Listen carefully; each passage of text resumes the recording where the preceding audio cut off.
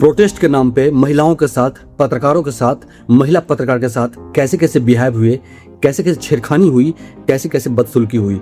देखो इसको, क्या ये प्रोटेस्ट था? देख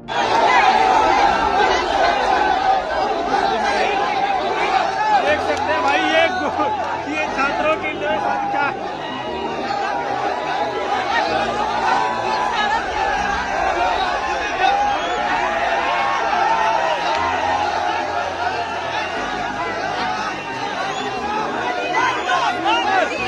क्या ये बाकी में स्टूडेंट थे, ये छात्र थे, ये प्रोटेस्टर थे जो बाकी में शिक्षा की बात कर रहे थे, नीट के विरोध की बात कर रहे थे, नीट पेपर लीक की विरोध की बात कर रहे थे? क्या आप ऐसे व्यवहार करोगे?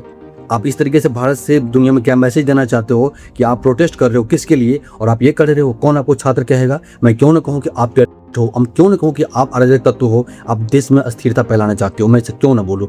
और जब पुलिस ठोकती है, जब पुलिस पेलती है, जब पुलिस ने तोड़ा तो पुलिस को ब्लेम कर रहे हो? क्या यही है? क्या ये प्रोटेस्ट है? क्या आप ऐसा कर रहे हो? आप क्या बाकी में जो आपकी मांगे हैं आप ऐसे अपनी मांगे मनवाओगे? मतलब उस बदतमीजी करोगे? कैसे कर रहे हो? फिर आप कहते हो सरकार ऐसा है, सरकार वैसा है। भाई खुद तो झांक करके देखो। मेरे को मिल जाती अम्मा जो माँ की इसके व्यवहार से, इसके हाव भाव से, इसकी बातों से तो लगता नहीं ये कोई बाकी मीडियन इंडियन है। इसमें तो मुझे सुअर दिखाई दे रहा है, ये पक्का सुअर है। सुनो पहले ध्यान से इसको, क्योंकि ऐसी बातें सुअर ही कर सकता है जो बाकी मीडियल स्टूडेंट हो, जो छात्र हो, इस देश का हो, इस देश के लिए जीता हो, देश के लिए मरता हो, बाकी मुझे देश के बारे में सोचता हो, वो ऐसी बातें कर ही नहीं सकता। क्यों कहता हूँ ऐसा? देखो इसको। मेरे को मिल जाती अम्मा जो माँ की मोदी की।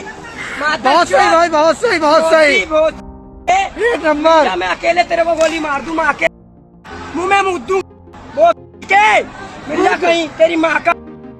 स्टूडेंट के नाम पे ये कौन है? ये कौन लाया गया?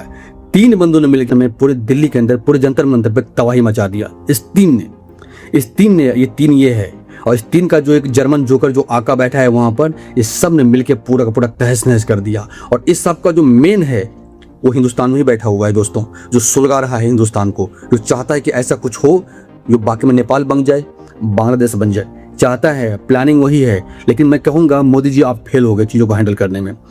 आप बिल्कुल फेल हो गए, क्योंकि आपकी गलती मानूंगा मैं, क्योंकि आपने इन लोगों को पहचाना नहीं, आपने इन लोगों को मतलब हैंडल करना आपको नहीं आया। आज जो देश के अंदर नौबत आई है कि ऐसे से करके इस तरीके से हमारे देश के अंदर ऐसा कर रहा है, आप हैंडल नहीं कर पाए। ऐसे से लोग उस जंतर मंतर के प्रोटेस्ट के मंच पे आते रहे और आप देखते रहे मोदी जी, आपने कुछ नहीं किया, आपकी सरकार कोई एक्शन नहीं लिया। एक के बाद एक आए, मेरा लिंग मेरी मर्जी, ऐसे लोग उस मंच पे आए जो सीता का पति नीता का पति बोल के चला गया, आपने कुछ नहीं किया। ऐसे से लोग आए जो उमर खालिद की बात करने लगा, जय भीम करने लगा, आरएसएस मुर्दाबाद करने लगा, मतलब मैं क्या बताऊं, वो सब करने लगा जिसकी वहां जरूरत थी ही नहीं। आपकी सरकार देखती रही, सुनती रही, आपने कुछ नहीं किया। आपको एक्शन पहले लेना था इन लोगों के खिलाफ, उठाना था उसी टाइम। आप सीधा बोलते थे कि जो लोग जंतर मंतर में रियल प्रोटेस्टर हो उसके साथ हम कुछ नहीं करेंगे, पर जो वहां के उल्टा सीधा बोलोगे, देश के खिलाफ बातें करोगे, ऐसी बातें करोगे जो देश विरोधी हो, हमको छोड़ेंगे नहीं तुमको। उसको उसी टाइम वहां से उठा लेना था, एक्शन ले लेना था। आज ये नौबत नहीं आती। और आज जो देश के अंदर हो रहा है, जो दिल्ली के अंदर हो रहा है, जो जंतर मंतर पे हो रहा है, जो इस मार्च के नाम पे जो किया जा रहा है, ये कितना एक्सेप्टेबल है ये आप भी जानते हो, ये हम भी जानते हैं, पूरा देश जानता है, पूरी दुनिया जानती है। लेकिन ऐसा हुआ क्यों? सोचने वाली बात है।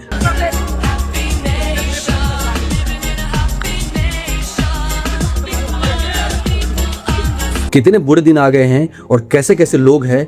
देखो इन लोगों की मेंटलिटी भी झलक के आ रही है कि ये लोग क्या लिखा है यहाँ पर, क्या लिखा है और क्या दिखाना चाह रहे हैं दुनिया को। मुझे तो लग रहा है कि बाकी में ये रियल स्टूडेंट है, ये को स्टूडेंट है। मैं तो की बात कहूंगा कि तेरे अब्बू ने अगर उस रात ये काम किया होता तो तेरे ऐसे औलाद पैदा नहीं होते। जो हिंदुस्तान में इस तरीके से सरेआम तुम प्रोटेस्ट के नाम पे क्या कर रहे हो, क्या दिखाना चाह रहे हो, क्या मतलब ऐसे दिन आ गए हैं। ये मैं सारी गलती सरकार की मानूंगा मैं, कि इन लोगों को वहां तक पहुंचने दिया, इन लोगों को पहचाना नहीं, इन लोगों को तरीके से हैंडल नहीं किया।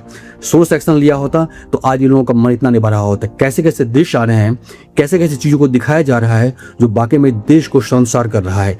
कौन देखेगा इसको? सरकार तो आपकी है ना, काम तो आपको करना था। आप किसी पर ब्लेम नहीं कर सकते, आप किसी का नाम लेके ये नहीं कह सकते कि वो ऐसा कर रहा है, वो ऐसा कर रहा है। आपने क्या किया ये ज्यादा इंपॉर्टेंट है, और ये बाकी में सोचने वाली है और देखने वाली बात है। मोदी को भी गोली मार दो सही। दोस्तों सुनो ध्यान से इसको, ये बोल क्या रही है? क्या देश के अंदर में ऐसी बातें होगी? ऐसी बातें होगी? इसको कौन उकसा रहा है? इसको कौन फंडिंग कर रहा है? इन लोगों को कौन सह दे रहा है? भाई साहब देश के अंदर ही है, देश के अंदर ही वो बंदा जो सुलगा रहा है चीजों को, किस चीज के लिए बातें उठी थी, कौन सा मुद्दा था, क्या एजेंडा था, किस लिए बैठे थे, क्यों जंतर मंतर प्रोसेस हो रहा था, सब कुछ क्यों हो रहा था, सबको पता है। लेकिन इस बीच में ये लोग कौन आ गए, ये कौन है? ये छात्र लग रहे हैं जो एक्चुअल छात्र थे, जो वाकई में नीट में टॉपर किया है। उनसे पूछो उनकी क्या राय है। जटाटवी गलत जल प्रवाह पावित स्थले गले वलंबे लंबितां भुजंग तंग मालिकां डमट डमट डमट डमन निनाद वड्ड मरवयं चकार चंड तांडवं तनोतु न शिव शिवम ओम नमः शिवाय। उनसे पूछो जो कोटा में जश्न मनाया जा रहा था नीट के रिजल्ट पे, उनसे पूछो। खान सर से पूछो कैसे लोग नाच रहे थे, डांस कर रहे थे नीट के रिजल्ट के बाद। क्या वो लोग छात्र नहीं थे? वो भी छात्र थे। और ये छात्र हैं जो ऐसी बातें कर रहे हैं, ऐसी बातें करेंगे। क्या देश के अंदर आज ये हालत हो गई है? और सरकार क्या कर रही है भाई? सरकार क्या कर रही है? ये क्या ऐसे दिन देखने पड़ेंगे हमारे देश के अंदर में? इतने बुरे दिन आ गए हैं और सरकार चुप। अगर एक्शन नहीं लिया गया, अगर चीज़ों को हैंडल नहीं किया गया, तो पता नहीं आने वाले समय में क्या होगा। ये तो मुझे नहीं पता, अगर आपको पता है तो मुझे कमेंट में बताओ। अगेंस्ट मी माधव, ये धर्मेंद्र प्रधान जी की फोटो है। मिले और मीडिया से आप क्या एक्सपेक्ट करोगे?